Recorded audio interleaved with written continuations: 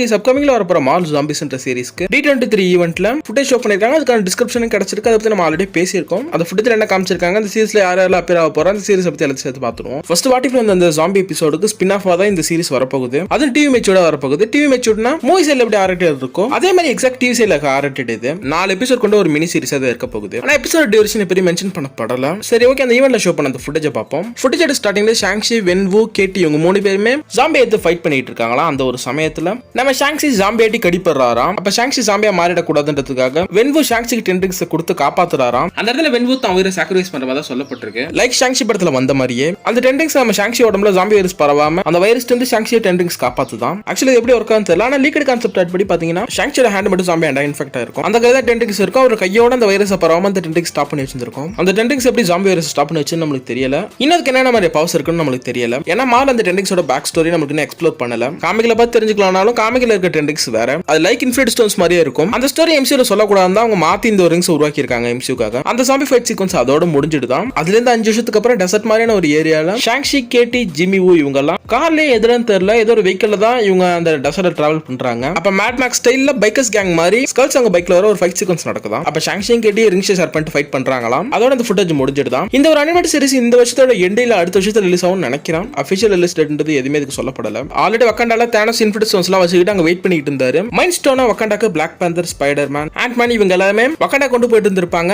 ஒரு கிளிஃப் ஹேங்கரோட தான் அந்த எபிசோட முடிச்சிருப்பாங்க. ஆனா இந்த எபிசோட் ஒரு ஈவென்ட் நடந்து அதுல இருந்து 5 வருஷத்துக்கு அப்புறம் நடக்கிற மாதிரி இருக்கிறதுனால அங்க வக்காண்டால என்ன நடந்துச்சு நமக்கு தெரியல. தானஸ்க்கு மைண்ட் ஸ்டோன் கிடைச்சா ஒரு ஸ்னாப்பை போட போறான்னு வெயிட் பண்ணிட்டு இருந்தோம். அந்த மைண்ட் ஸ்டோனோட ஸ்டோரி வச்சு இந்த சீரிஸ் நகர போதா இல்ல வேற ஏதாச்சும் புது பிளாட்டோட இந்த சீரிஸ் நகர போதான்றது தெரியல. இந்த ஒரு சீரிஸ்க்காக நான் ரொம்ப எக்ஸைட்டடா இருக்கேன். ஏன்னா நம்ம பார்த்தா நிறைய ஹீரோஸ் ஜாம்பிஸா இருக்க போறாங்க. அவங்களே எடுத்து நம்ம பார்த்த ஹீரோஸை ஃபைட் பண்ண போறாங்க. இது தாண்டி பொதுவாக எனக்கு ஜாம்பி ஸ்டோரிஸ் ரொம்ப பிடிக்கும். அதனால இந்த சீரிஸ் பார்க்க நான் ரொம்ப எக்ஸைட்டடா இருக்கேன். ஓகே, இதோட இந்த வீடியோ நான் முடிச்சுக்கிறேன். நெக்ஸ்ட் ஒரு நாள் சந்திப்போம். Tata, by guys.